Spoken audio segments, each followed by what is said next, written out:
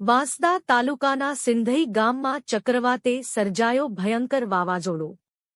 નવસારી જિલ્લાના ઘણી જગ્યાએ વાવાઝોડા આવ્યા હતા તે દરમિયાન વાંસદા તાલુકાના સિંધઈ ગામે ભયંકર વાવાઝોડા સાથે આખા ઘરોના ઘરો બરબાદ થઈ ચૂક્યા છે। ગાય ભેંસ સહિત જાનવરો પણ દબાઈ ગયા છે અને લોકો પાસે પહેરેલા ભીના કપડાં સિવાય કંઈ જ બચ્યું નથી। આ નવરાત્રિ પાવન પર્વમાં અનેક માતાઓ પોતાનું ઘર ઉજળી જવાથી દુઃખી થયા છે। સરકાર દ્વારા મદદ મળે તેવું આશા રાખી રહ્યા છે સિંધઈ ગ્રામના લોકો।